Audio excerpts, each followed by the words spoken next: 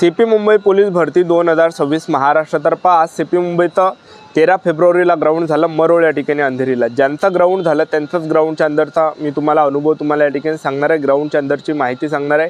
ग्राउंडच्या अंदर प्रक्रिया कशा प्रकारे आहे, कोणकोणते डॉक्युमेंट ग्राउंडच्या अंदर लागत आहे, कोणकोणते आपल्याला चुकाणी करायचे आहे, कोणकोणत्या गोष्टीत आपल्याला लक्ष ठेवायचं आहे, त्याचबरोबर मुलांना कशा प्रकारे मार्क पडत आहे, 1600 मीटर रनिंगमध्ये, गोळाफेकमध्ये, 100 मीटरमध्ये कशा प्रकारे या ठिकाणी मार्क पडत आहे, कोणत्या वेळेमध्ये कमी मार्क पडत आहे आणि ग्राउंडच्या अंदर जे विद्यार्थी मित्रांनो कशा प्रकारे प्रक्रिया याबद्दल सुद्धा तुम्हाला माहिती मी त्या ठिकाणी सांगणार आहे। ग्राउंड कशा प्रकारे आहे सर्व काही माहिती मी तुम्हाला सांगणार आहे आणि कोणकोणत्या गोष्टीचं लक्ष ठेवायचं आहे, कोणकोणत्या चुका आपल्याला करायच्या नाही आहे याबद्दल सुद्धा तुम्हाला माहिती सांगणार आहे। तर आजचा व्हिडिओ खूप महत्त्वाचा होणार आहे। व्हिडिओ शेवटपर्यंत बघा आणि व्हिडिओला आताच लाईक करा। नमस्कार विद्यार्थी मित्रांनो, माझी नोकरी कॉर्नर यूट्यूब चॅनलवर मी गोपाल अनखळे तुमचं सर्वांचं सहर्ष स्वागत करतो।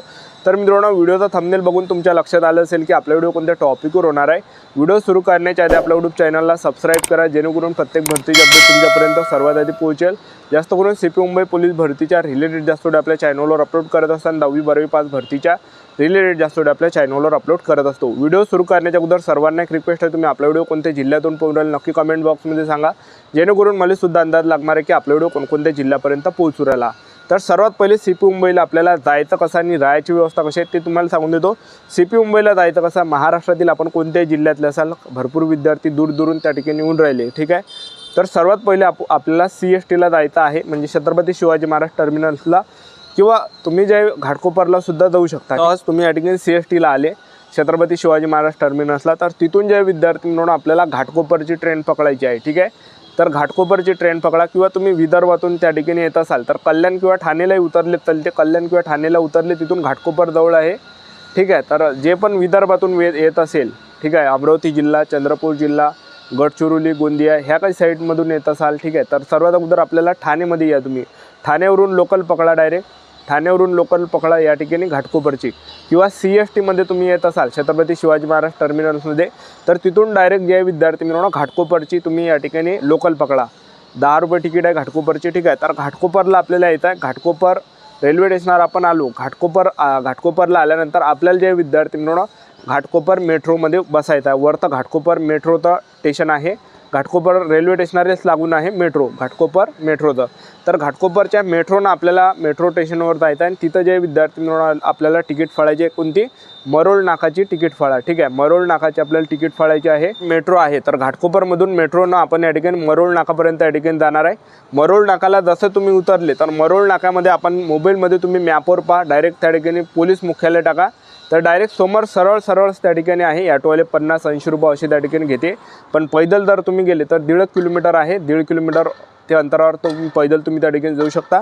आणि राहण्याची जी व्यवस्था आहे तर त्या पोलीस स्टेशन जे पोलीस मुख्यालय आहे मरोळचं, तर तिथून 150 मीटर अंतरावर राम मंदिर आहे, तिथं सर्वांसाठी राहण्याची व्यवस्था करण्यात आली आहे। त्या ठिकाणी जे विद्यार्थी मित्रांनो जेवणसुद्धा 60 रुपयाचं तुम्हाला जेवण भेटणार आहे, चांगलं जेवण त्या ठिकाणी भेटते, भात भाजी पोळ्या अशा प्रकारे 60 रुपयाचं जेवण तुम्हाला त्या मंदिरापाशीच भेटणार आहे, राम मंदिराच्या थोडं इकडे अलीकडे, ठीक आहे, रस्त्यानंच तुम्हाला दिसणार आहे, ठीक आहे। तर राहण्याची जी व्यवस्था आहे राम मंदिरमध्ये करण्यात आली। आज ग्राउंड कशा प्रकारे झालं 13 फेब्रुवारीला, जो काही आपला टाईम आहे, जो ज्यांचा सकाळी 6चा टाईम आहे, त्याचबरोबर ज्यांचा 8चा टाईम आहे आणि 10ची जी बॅच आहे, तर त्यांना सकाळी 6 वाजताच त्या ठिकाणी पोलीसवाले त्या ठिकाणी नेत आहे। राम मंदिरातूनच मुलांना उठून नेत आहे की चला त्या ठिकाणी ग्राउंडसाठी, ठीक आहे।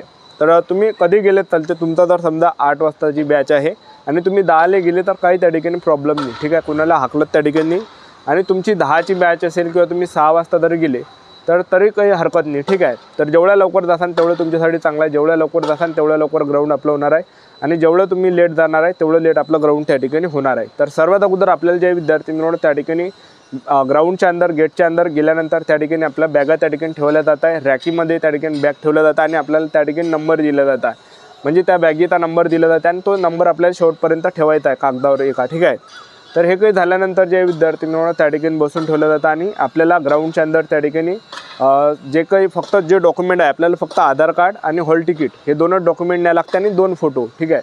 2 फोटो न्या, बाकी कोणते डॉक्युमेंट त्या ठिकाणी लागत नाही, बस एवढेच लागते, आधार कार्ड, हॉल तिकीट आणि 2 फोटो, ठीक आहे। तर एवढं काही झाल्यानंतर आपल्याला गेटच्या अंदर नेते आणि त्या ठिकाणी ज्या 50 पोरं मोजत आहे, 50 पोरं मोजल्यानंतर आणखीन त्यांना ग्राउंडच्या अंदर नेते आणि ग्राउंडच्या अंदर जवळपास 5-6 घंटे बसून ठेवलं जात आहे फक्त उंची मोजण्यासाठी, ठीक आहे। आणि हे काही प्रक्रिया झाल्यानंतर स्टार्टिंगला आपल्याला त्या ठिकाणी जे आपलं ओळखपत्र त्या ठिकाणी दाखवावं लागते, आपलं आधार कार्ड त्या ठिकाणी दाखवल्यानंतर आपलं त्या ठिकाणी फोटो त्या ठिकाणी एक फोटो आपल्या त्या ठिकाणी चिपकावं लागते आणि आपलं सिग्नेचर त्या ठिकाणी मारावं लागते। हे काही प्रक्रिया झाल्यानंतर आपल्याला त्या ठिकाणी उंचीसाठी नेलं जात आहे। उंची मशीनमध्ये मोजल्या जात आहे। उंची त्या ठिकाणी जे विद्यार्थी मित्रांनो 165 सेंटीमीटर, छाती 79 सेंटीमीटर, फुगून 5 सेंटीमीटर भरली पाहिजे। हे काही प्रक्रिया झाल्यानंतर आपलं सर्व डिजिटल आपल्याला त्या मशीनमध्ये दाखवलं जातं। उंची किती आहे, छाती किती आहे, वजन किती आहे, हे काही प्रक्रिया झाल्यानंतर आणखी समोर त्या ठिकाणी नेलं जाते आणि तिथं जे विद्यार्थी मित्रांनो त्या ठिकाणी आपल्याला दोन्ही पायाला चिप लावून दिले जाते। दोन्ही पायाला चिप दिल्यानंतर आपल्याला चेस्ट नंबर दिला जाते। चेस्ट नंबर दिल्यानंतर जे आणखीन आपल्याला एका हॉलमध्ये नेलं जाते आणि कॅम्प्युटरवर आपला जे फोटो वगैरे घेतले जाते, आपलं जे सर्व माहिती त्या ठिकाणी आपला थंब वगैरे घेतलं जाते आणि हे काही प्रक्रिया झाल्यानंतर आपल्याला समोर त्या ठिकाणी एका पेंडॉलमध्ये बसवते आणि त्या पेंडॉलमध्ये जवळपास 50 पोरं त्या ठिकाणी त्या पेंडॉलमध्ये बसवल्या जात आहे आणि ती 50 पोरांची जी बॅच आहे, एक पोलीसवाला आणि एक पोलीसवाली आपली जी बॅच त्या ठिकाणी नेल्या जात आहे। कोणत्या नंबर आपल्याला येऊ शकते, तर अशा प्रकारे ते बॅच आपली नेल्या जात आहे ग्राउंडसाठी, इव्हेंटसाठी। तर सर्वात अगोदर मी तुम्हाला सांगून देतो, आपल्याला त्या ठिकाणी जेवण वगैरे करून जायचं, कारण की ग्राउंडच्या अंदर जास्त वेळपर्यंत बसून ठेवलं जात आहे। म्हणजे सकाळी तुम्ही 7 वाजता 8 वाजता जरी गेले तर तुमचं जे ग्राउंड आहे 12, 1, 2 अशा प्रकारे आपलं ग्राउंड त्या ठिकाणी होणार आहे, म्हणजे जास्त वेळपर्यंत बसून ठेवलं जाते। तर ग्राउंडच्या अंदर जात असाल तर जेवण करून जा किंवा फळ फ्रूट सोबत नाही। तर सर्वात पहिला आजचा इव्हेंट त्या ठिकाणी घेतला, तर पहिला त्या ठिकाणी 100 मीटर रनिंग घेत आहे आणि 100 मीटर रनिंगसाठी मातीचा ट्रॅक आहे आणि 100 मीटरची जी सिस्टीम आहे त्या ठिकाणी जशी शिट्टी वाजवली तसे 3-3 पोरं त्या ठिकाणी सोडत आहे। शिट्टी वाजवल्या तसा त्या ठिकाणी टायमिंग चालू होतं आहे, ठीक आहे। तर 100 मीटर झाल्यानंतर लगेच दुसरा जो इव्हेंट आहे 5 मिनिटानं 1600 मीटर रनिंग होत आहे। 1600 मीटर रनिंगला 50 पोरं मधून त्या ठिकाणी सोडत आहे आणि 50 पोरं आणि ग्राउंडचा जर आपण पाहिला मातीचा ट्रॅक आहे आणि कडक ग्राउंड आहे, लक्षात ठेवा, ठीक आहे। कडक ग्राउंड त्या ठिकाणी आहे आणि त्याचबरोबर जे त्या ठिकाणी वरून त्या ठिकाणी 400 मीटरच्या ट्रॅकवर जे पेंडॉल त्या ठिकाणी टाकल्या, म्हणजे सावली त्या ठिकाणी लागते। एकदम काटाने धावसान तर ऊन त्या ठिकाणी आपल्याला लागणार आहे। तर सगळ्यात बेस्ट आहे एकदम काटाने त्या ठिकाणी धावा। 1600 मीटर रनिंग मुलं काय करत आहे, काटाच्या बाहेरून धावत आहे, म्हणजे बाहेरून त्या ठिकाणी धावत आहे। जेवढं तुम्ही बाहेरून धावसान तो 500 मीटरचा ट्रॅक पडते, लक्षात ठेवा, ठीक आहे। अंदरून जर धावले तर 400 मीटरचा ट्रॅक त्या ठिकाणी पडते। जेवढे अंदरून धावसान तेवढं आपला टायमिंग कमी येणार आहे, तेवढे जास्त मार्क भेटणार आहे। जेवढा ट्रॅकच्या बाहेरून धावसान तेवढा टायमिंग जास्त होणार आहे, तेवढे कमी मार्क्स आपल्याला भेटणार आहे, ठीक आहे। 4 राऊंड आपल्याला मारायचे आहे।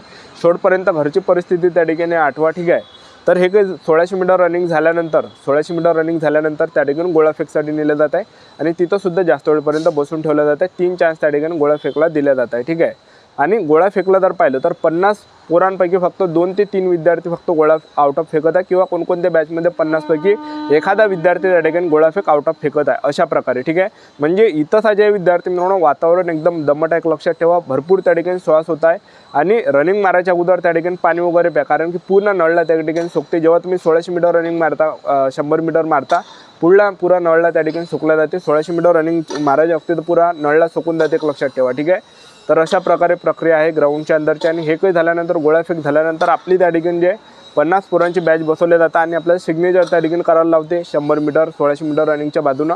आणि हे काही झाल्यानंतर जे विद्यार्थी मिळून आपल्याला गेटच्या बाहेर नेलं जाते, ठीक आहे। अशा प्रकारे ग्राउंडच्या अंदरची प्रक्रिया मुलांना कमी मार्क्स त्या ठिकाणी भेटत आहे। ज्यांचा 45चं ग्राउंड आहे त्यांचा 36-35चं ग्राउंड त्या ठिकाणी बसत आहे, ठीक आहे। अशा प्रकारे प्रक्रिया आपलं यूट्यूब चॅनल सबस्क्राईब करून ठेवा, व्हिडिओ अपडेट देत राहणार। आजच्या दिवसात व्हिडिओ नेक्स्ट व्हिडिओमध्ये जय हिंद।